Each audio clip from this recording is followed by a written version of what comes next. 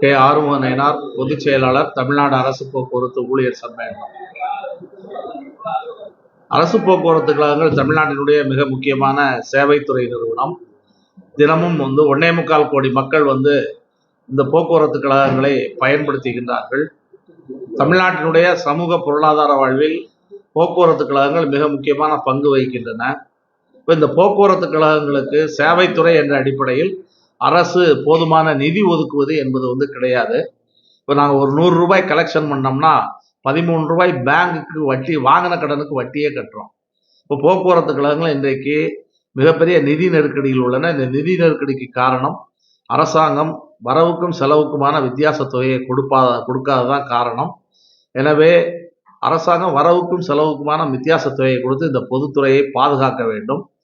அப்படி பணம் வட்டிக்கு வாங்குவது, மறுபுறத்திலே தொழிலாளர்களுடைய பணத்தை எடுத்து செலவு செய்வது என்ற மோசமான நடைமுறையை கடைபிடிக்கின்றார்கள். இதன் காரணமாக இங்கே பணிபுரிந்து ஓய்வு பெற்ற ஊழியர்களுடைய பணம் 15,000 கோடியை எடுத்து செலவு செய்து விட்டார்கள். ஓய்வு பெற்ற ஊழியர்களுக்கு எந்த பணப்பலனும் கொடுப்பது கிடையாது. கிட்டத்தட்ட 3,500 கோடி ரூபாய் ஓய்வு பெற்ற ஊழியர்களுக்கு ரிட்டையர்மெண்ட் பணமே கொடுக்க வேண்டியிருக்கிறது. கடந்த 9 வருடங்களாக ஓய்வு பெற்ற ஊழியர்களுக்கு அகவிலைப்படி உயர்வு என்பது கொடுப்பது கிடையாது. எனவே அரசாங்கம் போக்குவரத்து கழகங்கள் சேவைத்துறை என்ற அடிப்படையில் உரிய நிதி ஒதுக்கீடு செய்ய வேண்டும். புதிய பேருந்துகள் வாங்க வேண்டும். மறுபுறத்திலே இங்கே இருக்கக்கூடிய ஊழியர்களுடைய பிரச்சனைக்கும் தீர்வு காண வேண்டும். இது சம்பந்தமாக ஏற்கனவே வரக்கூடிய 27ஆம் தேதி பேச்சுவார்த்தை நடைபெறுகின்றது.